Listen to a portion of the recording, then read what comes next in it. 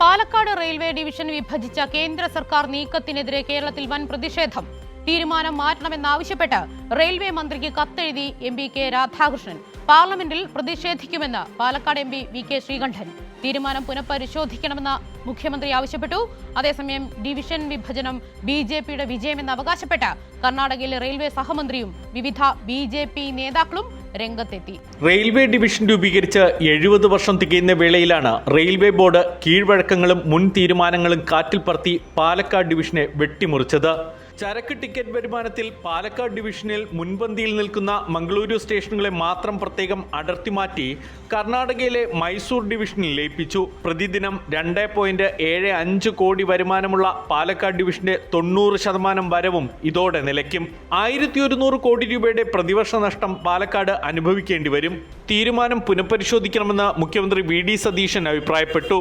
MP-മാർ പോലും അറിയാതെ രാത്രിയിൽ വിജ്ഞാപനമിറക്കിയ BJP സങ്കുചിതമായ രാഷ്ട്രീയം കളിക്കുകയാണെന്ന് പാലക്കാട് മുൻ MP NN കൃഷ്ണദാസ് കുറ്റപ്പെടുത്തി. മംഗലാപുരത്തിന് എടുത്ത് മൈസൂർ ഡിവിഷനിലേക്ക് എന്തിനാണ് മാറ്റുന്നത് എന്നുള്ളതിന് ഒരു പിടിയില്ല. പുതുതായിട്ട് ഒരു ഡിവിഷൻ എവിടെ സെറ്റപ്പ് ചെയ്യുന്നതിൻ്റെ വിവരം എവിടെയും വന്നിട്ടില്ല. പിന്നെ എന്തിനാണ് ഇതിനെ മംഗലാപുരം എടുത്തിട്ട് മൈസൂർക്ക് കൊടുക്കുന്നത്? ഇത് BJPയുടെ സങ്കുചിതമായിട്ടുള്ള രാഷ്ട്രീയ ലക്ഷ്യത്തിൻ്റെ കേരള വിരുദ്ധമായി BJP എങ്ങനെ ചിന്തിക്കുന്നു എന്നതിൻ്റെ അവസാനത്തെ ഉദാഹരണമാണ് മംഗലാപുരം ഡിവിഷനിനെ മൈസൂർക്ക് കൂട്ടിച്ചേർത്ത് പാലക്കാട് ഡിവിഷനെ തകർക്കാനുള്ള നീക്കം. റെയിൽ നീക്കത്തിനെതിരെ MP-മാർ രംഗത്തെത്തി.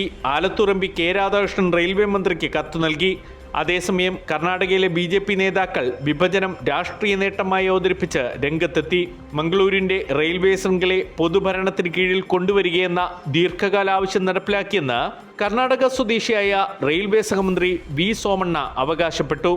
70 വർഷം മുമ്പ് 1200 കിലോമീറ്റർ ദൂരപരിധിയിൽ സ്ഥാപിതമായ പാലക്കാട് റെയിൽവേ ഡിവിഷൻ ആസ്ഥാനമാണിത്.